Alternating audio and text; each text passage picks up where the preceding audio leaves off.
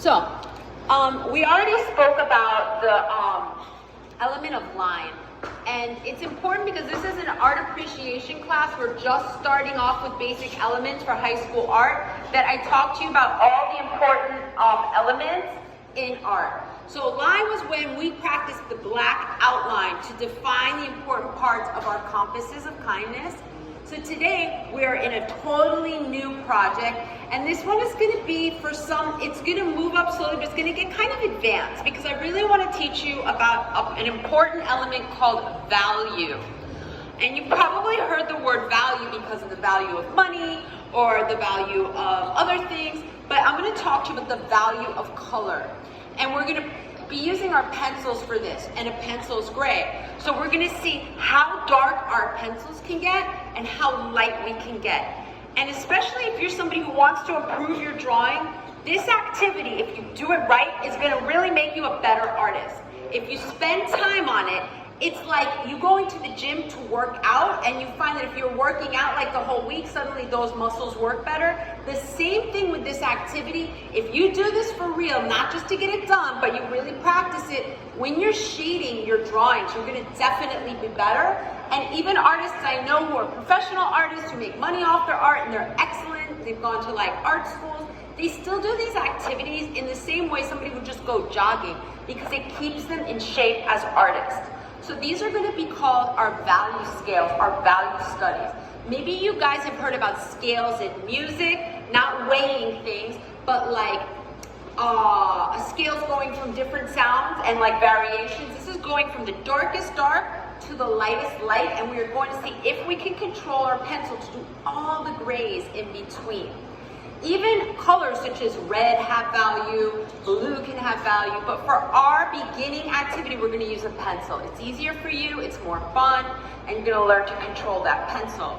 So this whole, probably it's going to last for 2 weeks, this activity, because we're going to do our first value scale this week, and then next week we're going to do a gradient scale. A gradient is going to be a little different. So we're going to do 2 scales, and then we're going to jump into what I call our sphere activity, where you're going to get a white ball, and you're going to have to try to, and you're going to have to shine some light on it or put it in the light so there's a big shadow on it. You're going to have to try to perfectly draw the shadow. I'm going to show you some work from students last year to give you an example. So let me grab it. I put it out for you.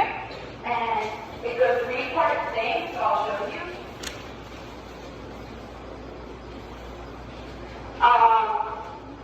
I have the 2 value scales. I'm just going to show you this one off the top because it's on top. I have some that really can be impressive. So this is a student's gradient scale where they went from their darkest to their lightest, and they practiced. This is the first one we're going to start today, which has these little lines to help you. They went from darkest to lightest.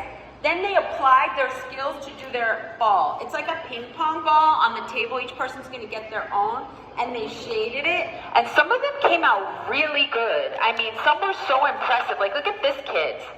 I could show you more later. I can make a slideshow on Google Classroom. But this is basically what we're going to be working on, to teach you guys how to shade properly. Because this is realism.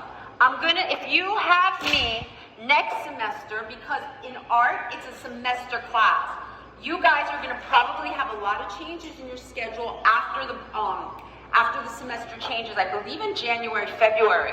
You might not have me as your teacher, but you might. I get maybe 30% of my students, I'm taping. I get about 30% of my students back. Other students go to some of the other art teachers. We have about 5 art teachers here.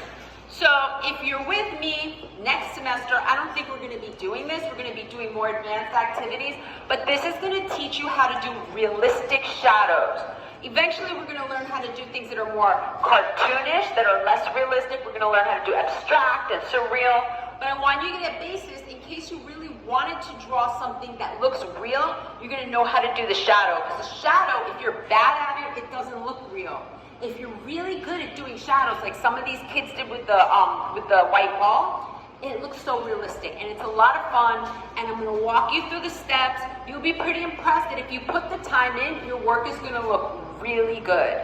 Now, if you just do it, you're not paying attention, and you don't follow some of my strategies, it's not gonna look so good. Like one thing I'm gonna teach you when we get to it is if you rub too hard with your pencil, it becomes shiny, like silver, like a silver ring. And you don't want your drawings to have that shininess to it because it doesn't look real. So I'm gonna teach you how to handle the pencil so it doesn't look fake like that, and we'll go over it. So, today's 2 objectives, because I just kind of went over what the week is gonna be about. We're now looking at value. When I say to you value, I mean how dark or how light the color is. In this case, this value is very dark.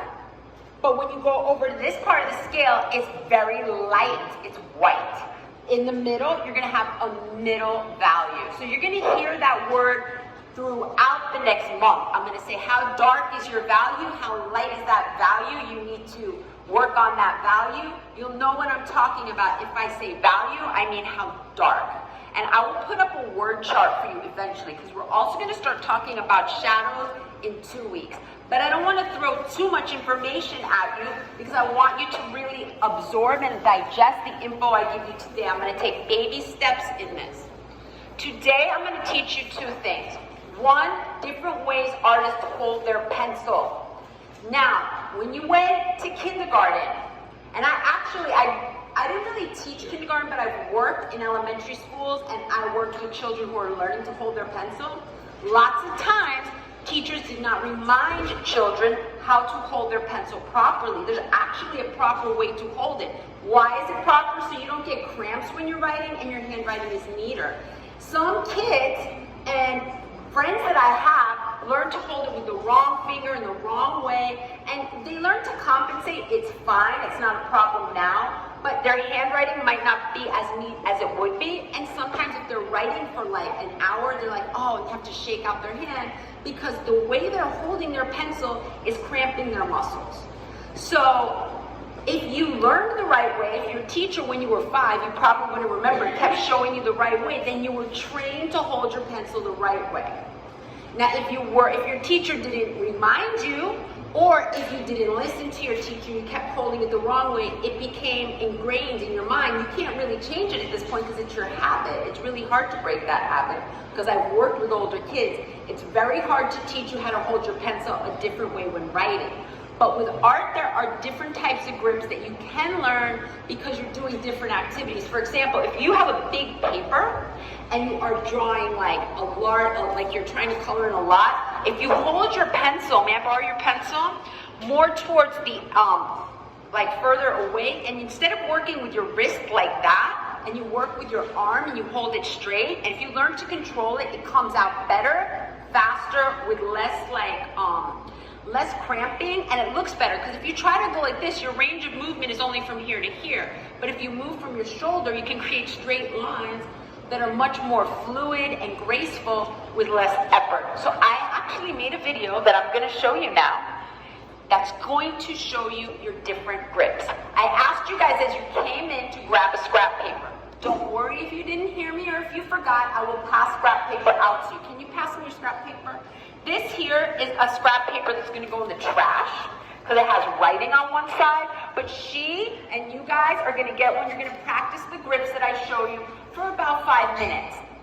Then we're going to throw those papers out and we are going to start this project right here. After I teach you your grips, you are going to make your first grid. And I made a video for that too, and I will explain it. What you will need is a paper and a ruler and a pencil and probably an eraser. And you will follow the steps. If you don't speak English well, I can help you. If it's not clear to you, don't worry, the lights went off, I'll put them back on. I will help you. But if you mess up your grid, you're gonna have one whole week of wrong drawing. If you only put like 6 boxes, you're not gonna get an A on this, or you're not gonna understand it, because everybody's supposed to have 9 boxes, and I will explain that to you. So, at this time, you can get a scrap paper. I will take attendance, and then we're going to practice our pencil grips, and then before class is over, we are going to make our grids. Thank you. All right, guys. Grab a scrap paper if you didn't.